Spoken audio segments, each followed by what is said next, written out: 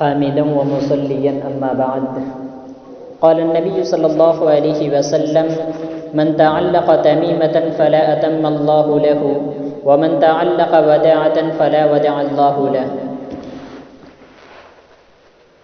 ہمیں معلوم ہے کہ جو بھی ہمیں بیماری اور مصیبت، درد تکلیف پہنچتی ہے، سب اللہ رب العزت کے جانب سے ہے، اور اللہ ہی اس کا دفاع کرنے والا، شفا دینے والا، انسانوں کو مصیبت سے نجات دینے والا ہے. اور ان تمام مواقع پر ہمیں اللہ تبارک و تعالی ہی سے شفا طلب کرنی چاہیے، اس سے ہی ہمیں مدد مانگنی چاہیے. اس کے علاوہ بہت سے لوگ مصیبت کو دور کرنے کے لیے، تکلیف سے نجات پانے کے لیے تعویذ گنڈے وغیرہ استعمال کرتے ہیں. شریعت اسلامیہ کی نظر میں تعویذ گنڈے وغیرہ لٹکانا، پہننا تو مصیبت و تکلیف سے نجات کے لیے نبی کریم صلی اللہ علیہ وسلم نے مختلف موقع پر مختلف طریقے سے تعویذ اور گنڈے کے تردید کی، اس کی ممانعت کی، اور اسی طریقے سے اسے شرک قرار دیا کہ جو شخص تعویذ اور گنڈے پہنتا ہے یا اس کے علاوہ اس طریقے کی کوئی اور چیز استعمال کرتا ہے اس لیے کہ اسے بیماری سے نجات مل جائے، مصیبت سے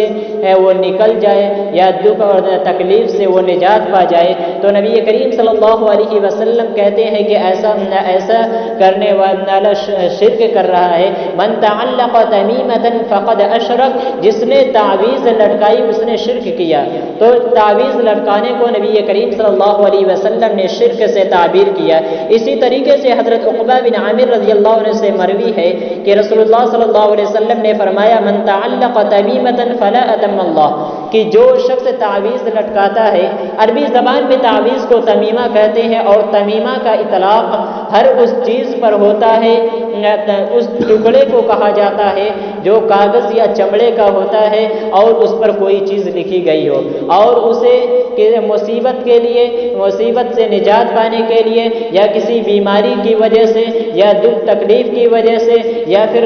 نظر بد سے بچنے کی وجہ سے، کسی بھی چیز کی وجہ سے اسے لٹکایا جائے، اس کو تمیمہ کہا جاتا ہے. نبی کریم صلی اللہ علیہ وسلم نے فرمایا: من تعلق تمیمۃ فلا اتم اللہ، کہ جو شخص تعویذ لٹکاتا ہے فلا اتم اللہ، تو اللہ تبارک و تعالی اس کی مراد پوری نہ کرے. یعنی جس چیز کی وجہ سے وہ تعویذ لٹکا رہا ہے، یعنی وہ بیماری سے نجات پانے کے لیے، نظر بد سے بچنے کے لیے، یا پھر کسی اور مراد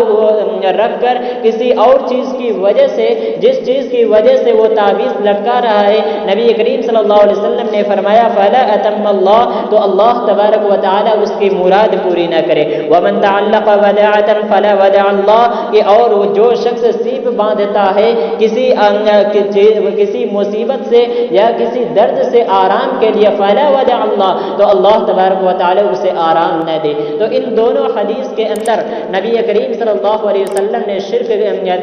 تعویذ کی سخت تردید کی. اور اس جیسی چیز، جیسے کہ بہت سے لوگ مختلف بیماری کی وجہ سے یا کسی اور چیز کی وجہ سے شیپ باندھتے ہیں بچوں کے گلے میں یا پھر بازو میں، کسی بھی جگہ پر باندھتے ہیں، نبی کریم صلی اللہ علیہ وسلم نے اس کے سخت تردید کی اور ایک حدیث میں اسے شرک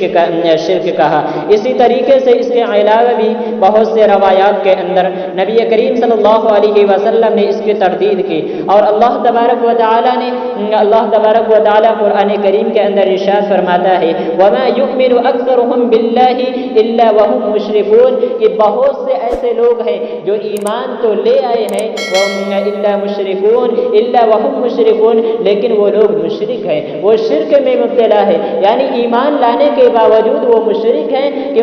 کیونکہ وہ بہت سے ایسے کام کر رہے ہیں جو انہیں شرک تک لے جا رہا ہے، جو انہیں شرک کرنے پر مجبور کر رہا ہے، جو شرک کے ضمن میں آتے ہیں. تو ایسے بہت سے کام کر رہے ہیں، یعنی کہ وہ ایمان لانے کے باوجود مشرک ہیں. ایمان تو لے آئے لیکن ان کا عمل، ان کا کام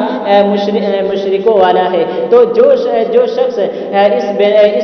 مصیبت سے بچنے کے لیے یا نظر بد سے بچنے کے لیے یا کسی تکلیف کی وجہ سے، بیماری کی وجہ سے کوئی چیز پہنتا ہے، تعویذ گنڈے وغیرہ پہنتا ہے یا شیف لٹکاتا ہے، تو ایسے شخص کو نبی کریم صلی اللہ علیہ وسلم نے سخت وعید سنائی اور ایسے شخص کو، ایسے عمل کو شرک کہا، یعنی یہ شرک ہے تعویذ گنڈے پہننا، اسے لٹکانا۔ اور کیونکہ اللہ تبارک و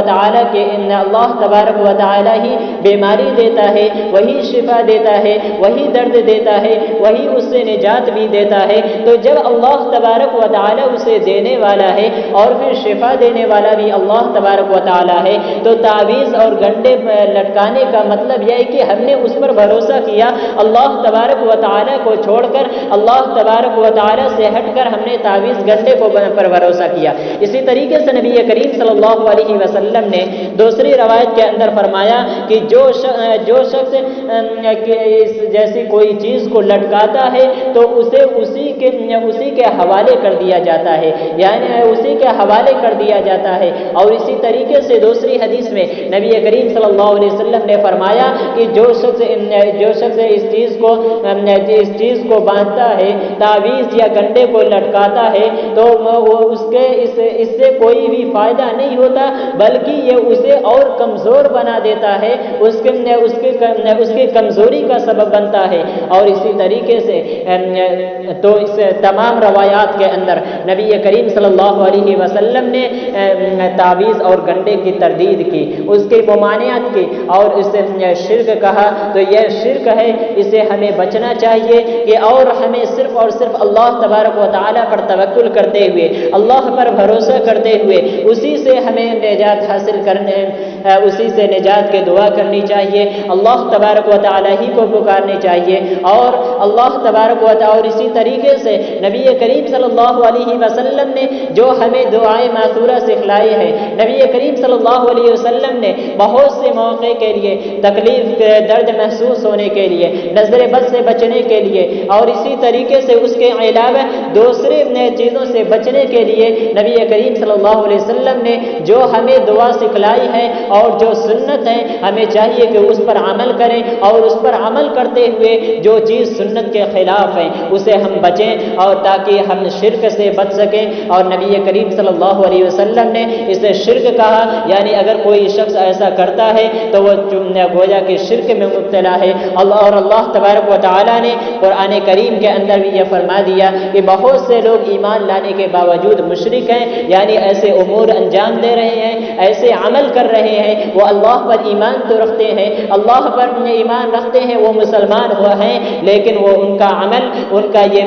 کا یہ عمل شرک تک انہیں لے جا رہا ہے۔ اللہ تبارک و تعالی سے دعا ہے کہ الہ العالمین ہم تمام مسلمانوں کو صرف اور صرف اللہ تبارک و تعالی پر توکل کرنے والا بنائے، اور ہمیں تعویذ اور گنڈے کی آلودگی سے اور شرک سے ہمیں محفوظ رکھے۔ آمین۔ وما علینا الا البلاغ